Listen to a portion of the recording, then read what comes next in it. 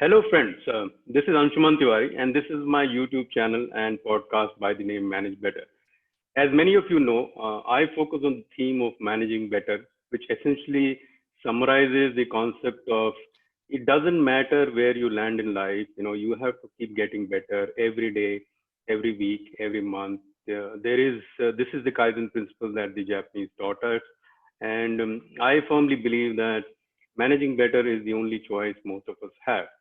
And in that line of thinking, I bring to you today a very interesting guest, know, old-time friend of mine, and already a legend in the quality, I would say, field, and now is a very celebrated author as well as speaker on customer service and experience as well. So I bring to you today Debashis Sarkar. He is the managing partner of Proliferator Advisory and Consulting, a firm focused on customer centricity. He has advised clients in India, China, Middle East, Africa, and Europe. He's author of several business improvement books, some of which I have read, and you should also. He contributes to the Huffington Post, Thrive Global, the Economic Times, and the PEX or the Process Excellence Network quite often. He's invited to several leading conferences, and that's why I'm delighted that he's agreed to be on my show.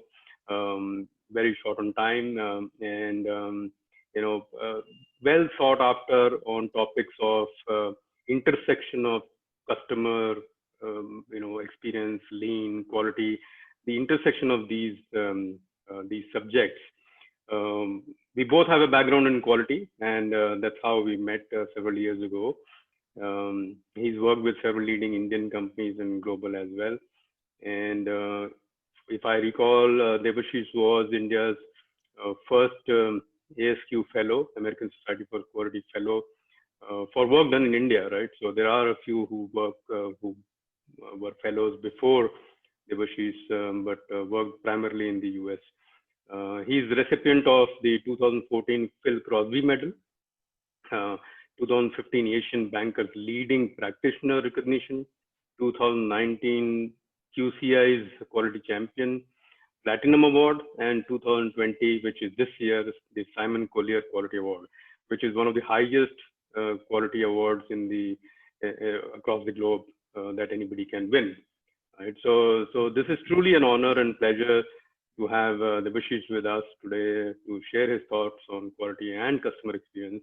And in the next 20-25 minutes, we will bring to you his thoughts across both the subjects. So welcome, Debashis. Thanks for being here. With this, no, thanks. Maybe I can request you for some opening comments, Debashis. No, thanks, Anshuman. Thank you for having me. Thanks for the introduction. I think it's wonderful being here. I think this is a great initiative that you are really catalyzing and leading. And I really like the topic. Why I like it? Because it's an all-encompassing theme. It's about leadership. It's about execution. It's about excellence.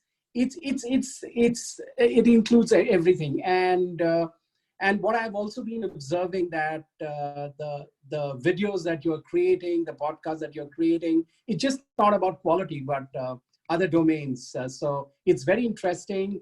Honored to be here. Thank you so much for having me, Anshuman. Yeah. Thanks, Debashis. So we'll get into some of the questions that I thought I'll surprise you with, but knowing you might not be surprised.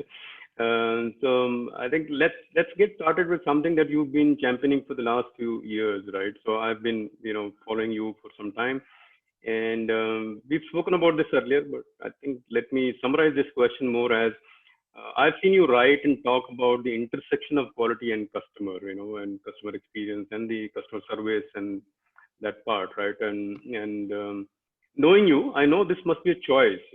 So my question is, why this choice? Why this choice of bringing quality and customer service and experience together and write and talk and consult at the intersection of these topics? Yeah, so I think that's a very interesting question. So my work at this moment is largely focused under the umbrella of customer centricity.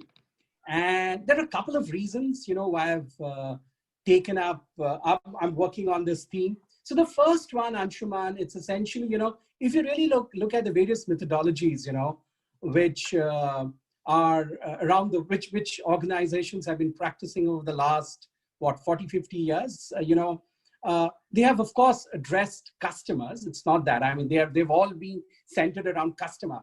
But, what I always felt that none of them really addressed the customer's need holistically. So that's the point. I mean, if you really talk about specific methodologies, they talked about addressing a specific pain, but not really, holistically address customers' concerns. So that's the first reason. The second, if you really talk about organizations worldwide known for customer centricity, there are only a handful. So there's a big opportunity to add value. The third one, and something which I find very fascinating, and I think you just mentioned in your introduction, is that, when you work in the domain of customer centricity, you work at the intersection of quality, design thinking, anthropology, brand, leadership, behavioral psychology. So, it's a very, very interesting space to be in. The fourth reason that the reason, why customer centricity, when you're really talking to a CEO, often they find it very difficult to connect with methodologies. But, when you anchor it around customer, it's really easy to sell, because then, somewhere they find a connect with their business outcome. And of course, last but not the least, what I've seen from my experience that, when you're driving an initiative in an organization, if it's anchored around customer, adoption is relatively easy, because finally, at the end of the day, everybody in the organization is a customer, whether it's internal and external. So, these are the 5 reasons why, this focus on customer centricity, Anshuman. No, thanks, Debashis. I think it perfectly gels with how the original gurus of quality also talked about quality, is that ultimately it should matter to the customer. In Deming, Duran, Crosby, where you won an award in his name, and other leaders as well have always talked about, ultimately what is important is what matters to the customer. And this is also an area where I have gravitated to, moving away from very rigid frameworks or models, and saying that, every model has to be customized to on certain core principles, and customer centricity is one such core principle. Okay, so now that you've introduced the subject of customer centricity to us, story time maybe.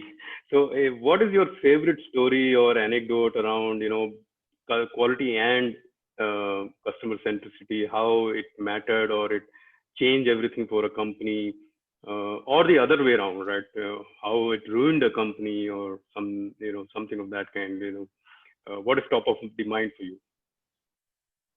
No, so there are many stories. There are stories around failure. There are stories around success. But there are a couple. I mean, I'll quickly share with you 2 quick stories, which you will find it easy to, which the audience would find easy to connect. So, we were solving a problem outside India for a bank, and you've worked in financial services, Anshuman, so So the problem that we were solving was essentially around, conversion. And so, there was this customer segment of H&I clients. And so this was a bank not based in India, but outside India. So they were facing this problem around conversion. So, we were hired to solve this problem. The business wasn't growing. The numbers weren't coming in. So typically, as consultants would go in. So, we looked at the whole from the process window, did the typical, whatever, the value add, non-value add analysis, use tools, etc., optimize the process, and then thought, we'll get the results. So what happened is that we completed the assignment, and then, that pilot was successful. We came back. And what happened after that was very interesting was that the metrics did go up, but it didn't go up as we had anticipated. So, then the CEO of that bank spoke to me, and then I visited them again. And, as a part of that post, what should I say? The post event dissection, if that's what I can say, I decided that let's me really talk to the key people who are a part of this process. And so, when you're looking at a process like this, Anshuman, you're familiar, you've got the sales function, you've got operations, etc. But largely this process was around the sales guys.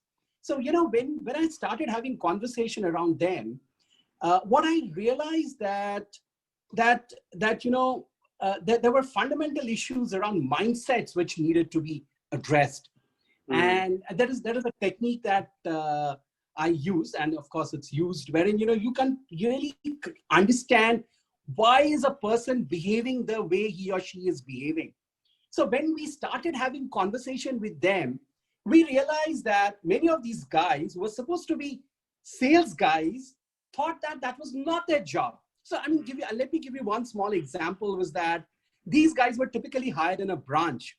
So when they were hired in the branch, they thought that their job was largely to do transactions across the counter. So they never thought that they'll have to go and sell in the marketplace. So that was, one of the things. The other thing that really came out was, many of these guys were really odd, were uncomfortable, talking, addressing, high net worth individuals. So there were other reasons. So, one of the, and then of course, we put in place a set of actions, and then we got the results. So, one of the key lessons for me and for everybody is that, when you're really trying to solve a problem, it's important that beyond looking at the technical solutions, please look at mindsets and behaviors, because they are a big contributor. And what I have seen, many of us as quality professionals often forget that. So that has been one of the very interesting learning. And today, whenever I do any transformation or any assignment, that's a core element that I really look at. Together with, of course, the technical solutions, I also look at what is it that we need to do in the space of mindsets and behaviors. Now, fascinating story. I think Debashis, and I can totally, visualize you actually going after the what you call the psychological and the mindset issues. And I've been through many such situations where we did everything that was possible through process and technology changes, and still no results, or the results you expect don't come out. Yeah? There is always some improvement, definitely. And you're right that it is generally the so-called fuzzy stuff, which is very difficult to put on paper or define, makes a huge difference. In this case, people who were originally hired to do something else and had a completely different mindset could not make the transition to something new. And I have always believed over the last at least 10 odd years is that the way the quality profession moved in the 25, 30 years became extremely internally focused, as if you can solve all the world's problems by looking at your processes deeper and deeper, and then keep taking the juice out of operations. And after a while, there is no more juice left to take out. That's when you have to look outside. And secondly, I think being from, having spent time in, both of us have spent time in the BFSI or the banking sector, I think the multiplier effect is immense. If you make a significant process change or the sales process change or the value chain change, the multiplier is straight away in millions, right? So it's a fascinating opportunity in BFSI, I think, for customer service, customer experience, customer centricity, quality field to come together, actually, pretty much. So thank you for the story, Debashis. This actually brings me to, or it's a good segue to the next question I had planned for you, is that, for the last several years, you now, as you said, you now train, coach, and, consult around customer centricity. So how is this package? What do you do? If a client would come to you, citing, and they may not know it's the customer centricity problem, right? That's the beauty of the whole situation. Sometimes people just don't know which area they need help in. So what do you do? What do you typically do, or your firm? How does it approach this? Yeah, Anshuman, so, primarily, I would say 80 to 85% of our work is essentially in the space of consulting advisory. And the residual 10, 15% is in the space of training, workshops, etc. Now, your question, what happens when a client really comes to you with a problem? So, the way I have seen, the client always comes with a problem. I mean, it's not that it'll be a plain slate. They'll always come with a problem. The question is is it a symptom, or are they looking at the problem differently? Right. So I think that's where, we go in and really try and delayer and find out what is the problem that they are solving. So one of the things that I always do before taking up any assignment, I think I've got two conditions. The first condition, and so far, by God's grace, I've been successful, that I typically don't do any assignment which doesn't have connect at the top. I'm very clear. Either as a CEO or somebody one level below should have a traction in the work that I'm doing. Because, if you don't do that, later on, the blame comes on the consultant. So that is also, if you have to drive decisions, you need them. So that is one thing. The second thing that I always do is, before taking up any assignment, and you've been a consultant yourself, I do a quick organizational scan. And when I do an organizational scan, I look at a set of things to really understand what is the organization all about. For example, I was working for a American, a packaging major in 2018 and 19. So we were doing some work for them in the space of customer centricity. That was one of their business drivers that they were looking at. So before taking that assignment, I had conversation with the leadership team. I looked at their metrics. I looked at the various practices that they follow in the organization. I sat through a couple of meetings. So typically, I would spend, depends on the size of the organization, anywhere from 5 days to 10 days to really understand the organization. Then I go back to the leadership team and tell them that this is the problem that we are trying to solve. So I hope it answers your question, Anshuman. If I haven't, happy to clarify. No, so I was looking for our listeners, or of the channel, your approach towards diagnosis, right? So ultimately, we have to diagnose before we jump into the solution, and that's an area where many of us, larger management professionals body, sometimes make an error, that we take what the problem, how the problem was narrated to us as the core problem, which is usually not the case. Which has an analogy, I think, in the medical field as well. Many times what the, and to use the word patient, not to say that the companies that come to us are patients, but the medical analogy is that, patients sometimes don't know what actually is wrong with them. There has to be some diagnostics to be done. In many ways, your profession is also about diagnosing first, and once the diagnosis is probably right, like in medical profession, usually the remedy also is either simple or works. So so thanks Debashis for, I think, the overview, and really speaking to my audience and people listening to this channel. You don't have to be Debashis Sarkar to take this method to your company or clients. Of course, if you need his help, he's always there. But the principles of diagnosis remain the same. Understanding what could be wrong, getting a little one or two layer deeper.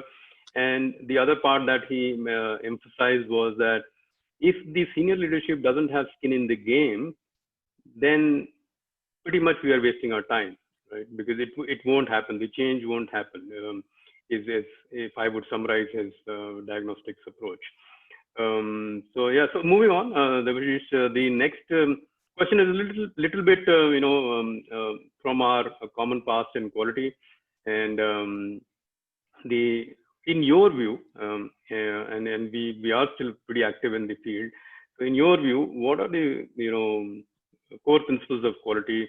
And I've been fascinated by your recent series on Deb's 5, and would urge all our listeners to probably log into LinkedIn if you haven't checked out Debashish's Deb's 5 pointers on various topics related to quality and customer centricity. You should look at it. So pin you a little bit, Debashish, what are your 5 on what is quality, or what are core principles of quality according to you? No, so my sense, and Anshuman, you know it, and many of our audience would also agree that quality, as we would have practiced earlier, has evolved over a period of time. And the way I look at it, there are two windows through which you can look at. One is, of course, purely from a functional aspect, wherein you look at quality as a parameter and you improve it. But one thing that I've believed always, and you would have seen in my writing, at least for the last 20 years, is that if you're really talking about quality, it has to be an enabler for business performance improvement. I mean, that's how I really look at quality. So what does it really mean? Which I'll just elaborate in a second. What has happened over the last 20 years, maybe, I think the content of that has changed. But quality being as an enabler for business performance improvement hasn't changed and will continue to be that way. Rather, with change around us, with disruption, technology, it'll only be more. So what are the elements that I believe are very important? I mean, all of us know it, but I thought I should tell you. One is, of course, customer. Second is around leadership. I mean, I believe leadership is very, very important. Third is process. All of us know it. Fourth, which is very important, is in the space of culture, mindsets, behavior, psychology, behavioral economics. So, I mean, of course, those are the tools. So essentially the space around culture, mindsets, behavior, that's the other element. The fifth one is around enterprise alignment, because that's so important. Then the other thing is enabling technologies. Right, whether it's intelligent automation, or if you really talk about emerging technologies, and of course, last but not the least, looking at things like data analytics, metrics, etc. So that's how I look at quality, and my belief is that if you really want this practice to flourish, become better, we will have to look at it this way. And all of you, including yourself, are looking at it that way. That's my understanding, Anshuman. Yeah. Yeah, I think I'm so glad that you brought in psychology and technology in the same space, because many people, when I speak to people around on this topic, either become overly psychological about it, and it's all fuzzy and emotional, or become overly technological, and everything is a tool and everything is digital, and you plug and play and it will get better. Neither of it is true, right? So the truth is somewhere in the middle. For some people it may be more psychology oriented and less technology, but for others it could be more technology and less psychology, but there is a combination of both. And so I'm glad that you added these themes to the generally known themes of quality, which starts from customer and the process part and so on. So pretty much bringing to the this conversation to an end, and I don't want it to end, Debashis, but I think keep sticking to the format that we are bringing capsules for our listeners. What would be your one message to listeners in general from your recent practice? So if I have to give one message, which I try and practice, I don't think I'm successful every time. The first, I mean, there are broadly 5 elements to it. So the first one is adapt. I think very, very important, because things are changing, so you need to adapt. The second is learn. I mean, you are a you are an avid learner, Anshuman. So second is learn. Third is while you learn, please unlearn. Right? I mean, I have unlearned so much over the last so many years. Then the fourth one is teach. Because finally, if you really want to master in something, you need to teach. And you've been a teacher yourself, you've been an educator, and last but not the least, apply. So these are the 5 things which I believe every Manage for Better listener should practice. And I'm a big fan of acronyms, it. So, you can remove it, remember it through this acronym called ATULA, Atula.